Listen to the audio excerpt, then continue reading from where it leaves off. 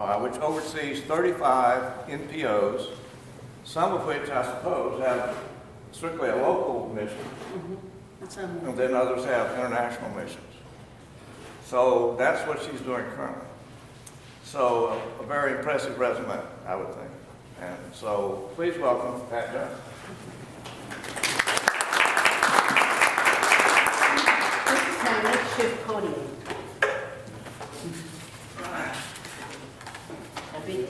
And these are my cheaters because I've been married 40 years. I'm just delighted to come. The gentleman asked me some time ago to come and share with you a little bit about nonprofits, and I was just really very happy to do so. And this is mainly because I'm going to give you some statistics, and I don't want to bore you to death with statistics. But let me tell you a little bit about nonprofits. I wanted to share the history, the present condition of nonprofits, and how they affect us and impact our society now, and the future, what's going to happen with nonprofits. But as they say, in the beginning, social care was taken care of by neighbors and churches. When I was traveling with World Vision, one of the opportunities I had was to go into small Midwest towns and see the towns that still had the churches in the middle of the town with the little fences around them and everything. It was really neat to see those. But it made me realize where the social care was centered. And it was centered through those little churches and then through neighbors. We're all familiar with Little House on the Prairie. And so there was, mostly people took care of each other. In conjunction with that was the extended family. We had mamas and dads and grandpas and aunts and uncles, and all lived close together, and they took care of each other. And that's where the majority of social care started and stayed for a long time, until urbanization and industrialization started bringing people into the cities and causing a step away from that small family unit and small community unit to a larger one, creating distance between people, breaking down social bonds, and creating more needs to be met outside of the arenas that had possibly been taken care of before. So then we had the emergence of the 1900s, early 1900s, and we had the great industrial barons and the big industrial people started coming on the scene in our country. I'll tell you a little bit in just a minute that anyway, social care obviously didn't start in our country. Does anyone know one of the oldest nonprofit organizations that actually started in England in the 1700s? The YMCA? No? No? Salvation Army. Salvation Army in the 1700s. Isn't that amazing? But along came in the 1900s, and needs began to increase. And we had some very wealthy business people, and they realized their responsibility, and so they began to give. We call that philanthropy. They began to give to people's needs, and people with ministries would come along and services and talk to these people, and they would give them money to run these ministries and to do these charities. They were called charities at that time. That began to increase and become more and more and more. And so the needs, kept getting greater, and people kept coming more, and a good part of their business days were taken up with seeing these people that needed needs. So then they started putting their money into foundations and hiring people or having families come together and create foundations that would handle this area of philanthropy. And so we have a lot of that still existing today. And then along came World War I, World War II, and the coming home of a great number of veterans and their families, that the need just exploded. And so now we went from charities, because now the charities needed more money than they could just raise. It became a full-time thing, a full-time business. And so groups started coming together and just being known as charities. Again, there were donations given to those charities to do things like another one of the large ones in our country was Alcoholics Anonymous. And then there was YMCA, and there was all kinds of missions, and street missions, and orphanages, and hospitals. And do you know that all of the hospitals, save a very few, were started as nonprofit organizations and still are today? And what have you. So this began to just grow and grow and grow until by 1950 there was just a bunch, to be very blunt, just a bunch of people trying to take care of needs. Now, trying to take care of needs and take care of their own needs and the charity, and this became the tension with nonprofits anyway. Till about 1950, then this just really took off. Since 1950, over 90% of the nonprofits were organized after 1950. 90% since 1950. So finally, the government decided we better give these people a helping hand. And in as late as the 70s, 1970s, the nonprofit sector was identified in the government business and set aside as for organizations that do social service and meet social needs to be able to apply for a non-tax status. So they would not be taxed. And therein we have the difference between the for-profit organization and the nonprofit organization. The for-profit, very simplistically, has a boss and private money, and the purpose is to make more money, to make profit, to do whatever the owners want to do. The nonprofit, excuse me, starts with what we call public monies. And these public monies come from a variety of sources: individuals, corporations, foundations, businesses, etc. But it's not, it comes from all these different places. Therefore, instead of having a boss, there is a board of directors that works in conjunction with a CEO to then do the business of the nonprofit and to run the business part of it as well as the government part of it. And those monies then are channeled into social services that have to do generally with sustenance, started out especially with sustenance needs and religion. They have expanded now, and the nonprofits have many, many different sectors or different arenas that they can work in. Basically, there is science, there is charity, education, religion, and public benefit, or public good it's called. And so as organizations or groups come together to develop a nonprofit, they have to determine what their purpose is, if it fits into one of those particular ones.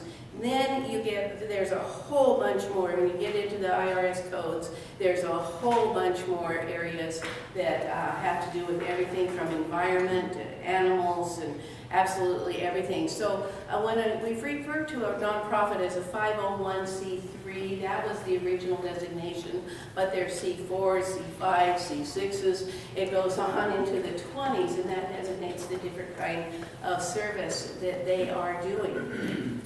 Now, as I said, in the 1900s, then all of this happened in the 70s. Then there became an actual sector identified by the IRS to take care of nonprofits.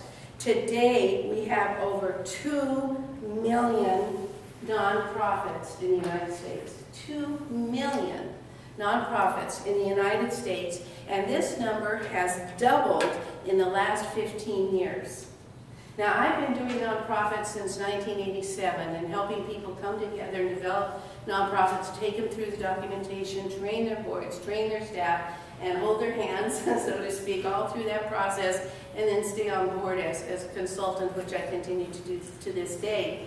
And I have never seen the explosion of nonprofits that has taken place in the last 5 years. They are just coming out of the woodwork. But the thing that is interesting is the creativity of what people will use to meet other people's needs. It is just amazing. Woody mentioned U.S. Digital. We have 37 nonprofits in the house. These are separate nonprofits. I'm kind of like a it's kind of like an apartment house, and I'm the super. And they're all separate nonprofits, and we give them office space and amenities and what have you. And then I work with the ones on the outside, in the community and Oregon and all around. And it used to be I'd have a couple, 2 or 3 or 4 a month. Now it's almost that many a week. And it's just exciting to see. It's both exciting to see, and there's some ramifications connected to it as well. As a result of that, the money that comes into nonprofit organizations today is $300 billion a year. $300 billion a year. Now, we usually think of nonprofits as what I call little mom-pop things, you know, little missions on the street or food banks or this or that. But nonprofits include non-state schools, universities, hospitals, other educational institutions, as well as nursing homes and all the things that have to do with social needs, including orphanages and taking care of children and all of that. Now, this is apart from government nonprofits. Those are called NGOs, and they are nonprofit government organizations. These are nonprofit organizations apart from the government. Some of them do receive government funding if they meet the criteria. Then they can apply for grants and receive monies from the government to run their organizations, or at least to help run. None of them are 100% funded. It always requires the donations and the contributions of the public to run these organizations. And so the large organizations have whole large departments called directors of development that do nothing but seek funding and raise funding for these organizations. Today we have, these are represented, or let me see, the people that are giving to organizations or through these nonprofits come in the category of foundations. Only 3% of funding comes from foundations. Most people come and want to start at a nonprofit, and they say they think they're going to get their documentation and everything and all ready to go, and then they're going to grab a grant. They're going to have a grant, and they're off and running. They soon come back in tears, finding out that the grant process is next to never, and it's a grueling process. In fact, foundations only account for 3% of monies given to nonprofit organizations. Corporations give 14%, and the remaining 83% comes from individuals. In fact, in our country, 27% of all Americans at least once a year give to a nonprofit organization, and a lot more than that. 6.5% of Americans volunteer daily in a nonprofit organization to at least for 2.3 hours. That would be in work time, that would be equivalent to 7.6 million employees. That's a large number, isn't it? I never cease to be amazed how this continues to grow and how it continues to get larger and larger. Now, we talked about hospitals and education and all of that. Remember, that's including paid employees. This is not including paid employees. We're talking about strictly the volunteer staff. Most nonprofits now have at least 2 to 3 paid employees, and then a plethora of volunteers. And many large nonprofits, of course, have large staffs and that are paid. 70% of all households donate to at least once a year to nonprofits, and that averages $2,000, over $2,000 per family, almost $2,500. And as I told you, the main area was religion. The main area now, guess what it is? It's a no-brainer. It starts with an H. Healthcare.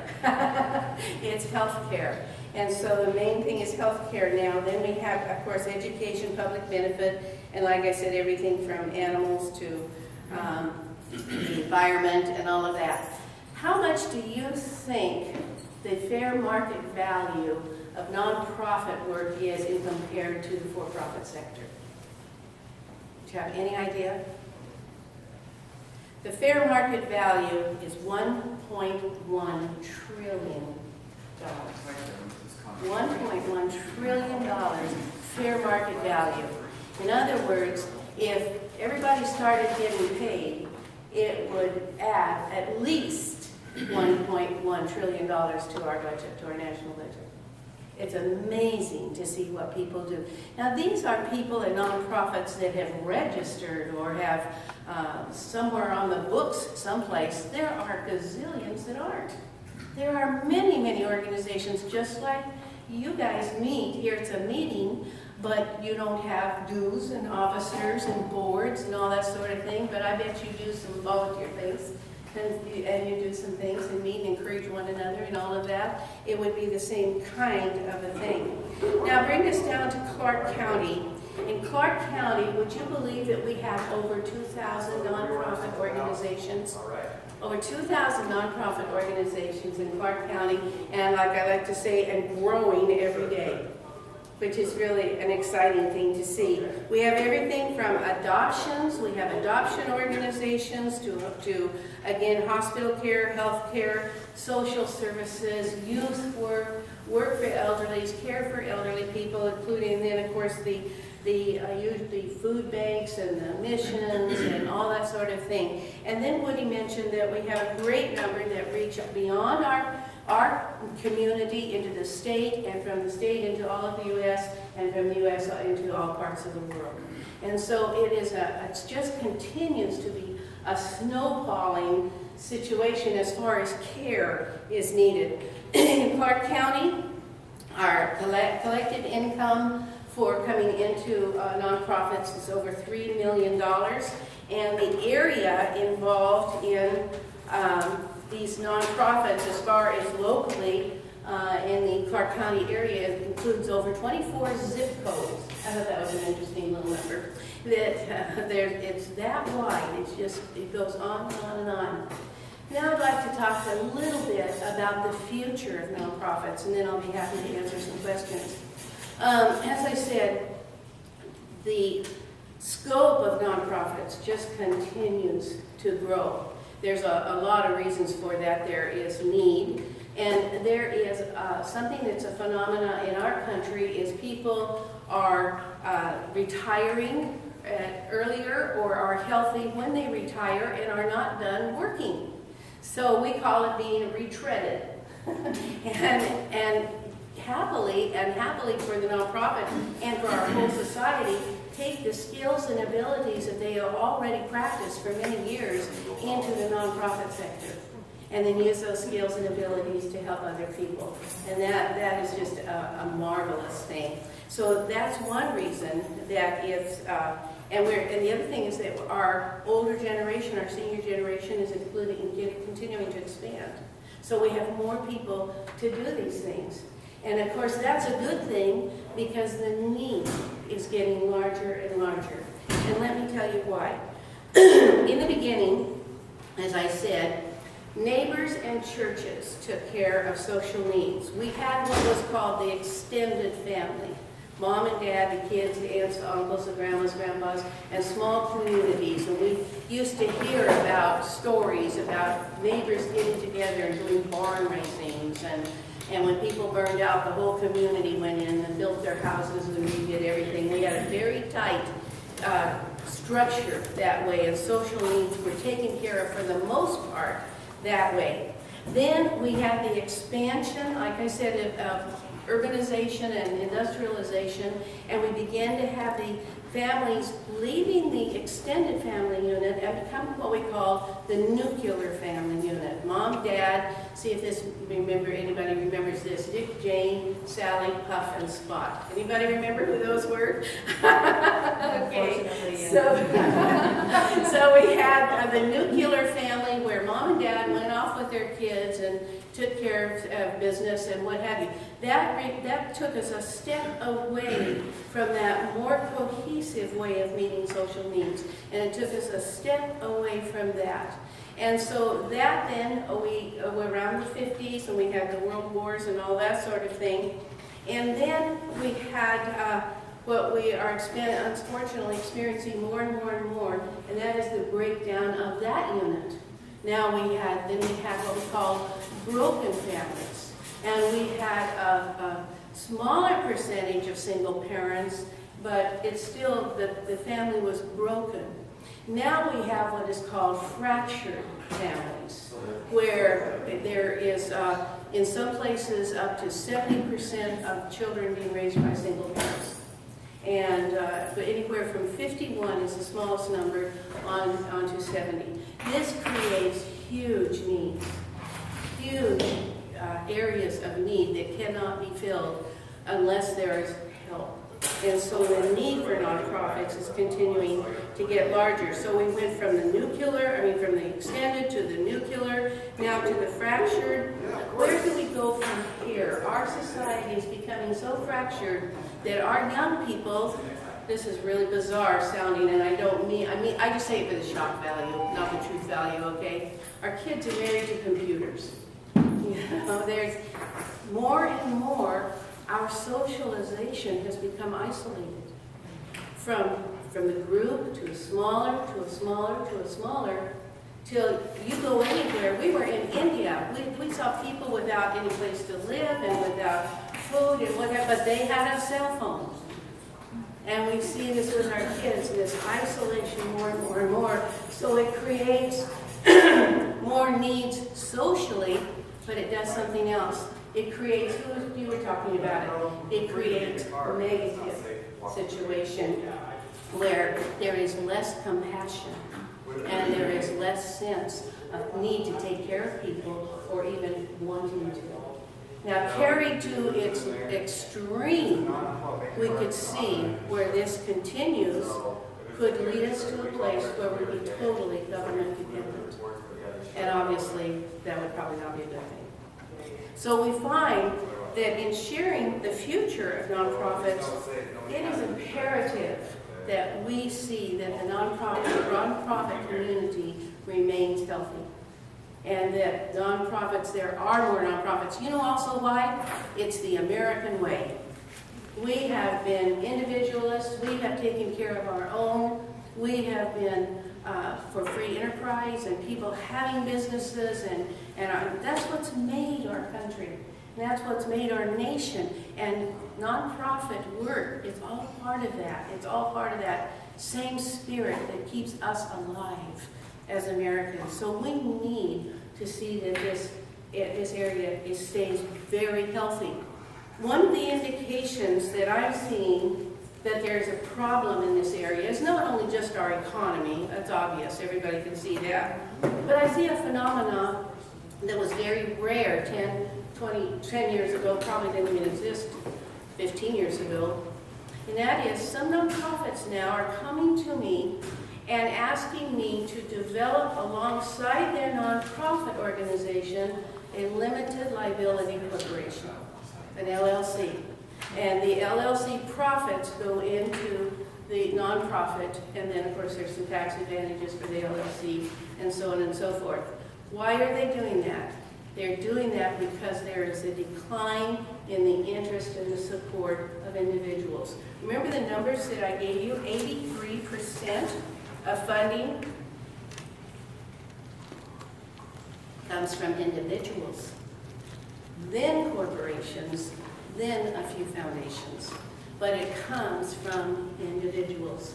Now stop and think. If we are all struggling to just get up in the morning, get to work, take care of the kid or kids, and we're a one-parent person doing all of this, how much love and joy and mushiness is left in your heart at night to take care of somebody down the street who doesn't have whatever, you know?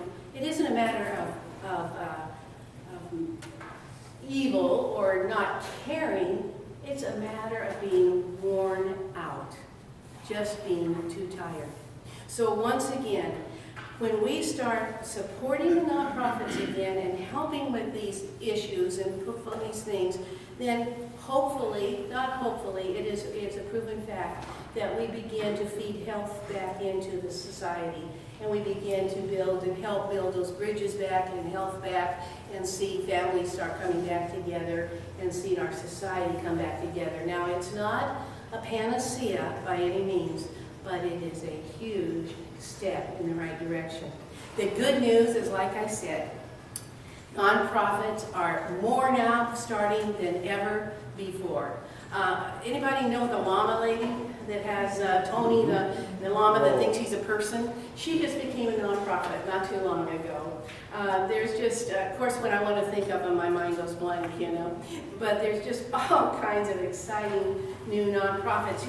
I believe these people could take a stick and make a nonprofit and use that stick. And I mean, in a nonprofit. It is just absolutely amazing. They are the most joyful people. They are the most industrious, and they're most exciting people, and they're the most broke. But it's an exciting experience, and it's been a real exciting time for me. Now I want to give a few minutes for questions and answers. Do you have some questions or some answers? I'm just asking for your opinion, Pat, that you mentioned there are over 2,000 nonprofits here in Clark County, and 83% of their money is coming from people like us. And in your heart of hearts, I'm just wondering if you think some of those should combine so that they wouldn't be so spread out, and it would be less of a funding issue for each one. And let me tell you, in that number, it could be considered somewhat misleading in the fact that when they list out those nonprofits, they list out the 20 4-H ones, all separate ones, and the writing clubs, all separate ones, and that kind of thing. So although they're part of one unit, So it might not be as disparate. yes, they're not absolute separate entities. I mean, they're separate in their nonprofit status, but they're part of an association. Just like you mentioned, Love Inc. With World Vision, we had 104 affiliates across the country. They were all separate nonprofits, but we maintained an affiliate relationship with them so they could use the name, and they worked, much like a franchise. They worked according to our specifications, and we did the education and the parameters and all that sort of thing. But they were all Love Inc., but they were spread out. So there's when they do these numbers, that's what you see. Thank you. Another question? Yes. Not so much a question, but a comment. I work for Columbia Credit Union, and we're a nonprofit, but we require that all of our employees donate their time to a nonprofit annually, and it's really heartwarming for some of these people that have never considered a nonprofit before, and all of a sudden they find their passion, and Yes. and I was telling Battleground Healthcare the other day, who's a newer nonprofit, and trying to get their footing. The nonprofit workers are the hardest working people you'll ever meet, and they just put their heart and soul, and when they're passionate about something, Absolutely. it just... Are you talking the one with Ruthie? Yes. She fell and broke a bunch of bones, and so from her hospital bed, she continues to run that organization. It's just carrying a amazing. baby. It She is. raises alpaca, carrying the baby alpaca, fell Yes, and broke her it leg, does that. and as the baby alpaca was getting its footing, it fell on her broken leg and broke it in 11 places. Yes. Can you believe it? Isn't that amazing? Now, that's something I'm so glad you mentioned that.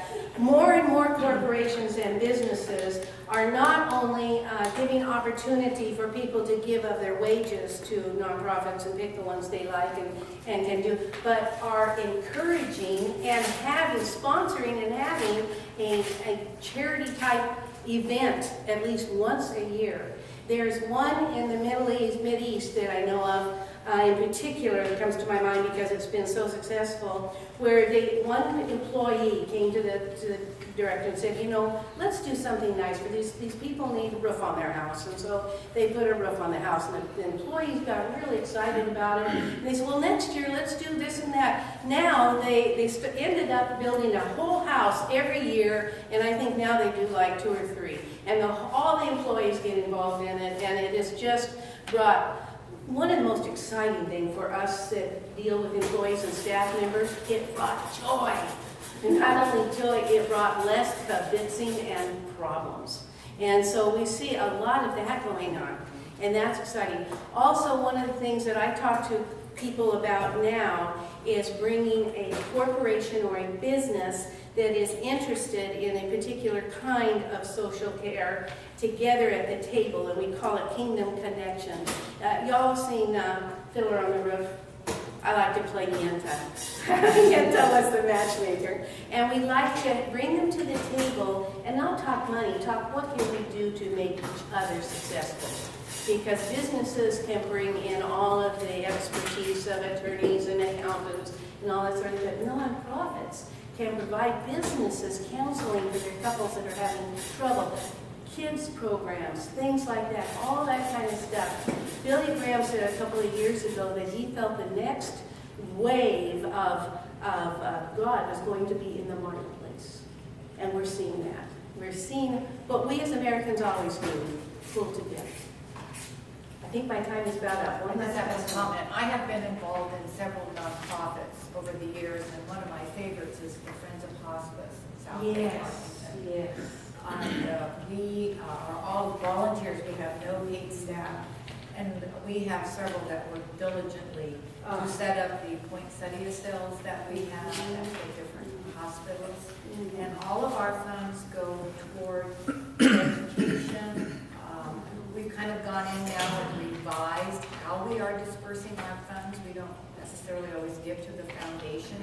We might work very closely with a hospice liaison, and she has the home health part of it. She will let us know if there's a family that might need housekeeping to make their end of life more peaceful. Yes. So we're doing things like that. So we're Yes. kind of looking outside of the Yeah, box. But that's it's a so perfect rewarding. example of this whole evolution that I've talked about. Who were the original hospice nurses?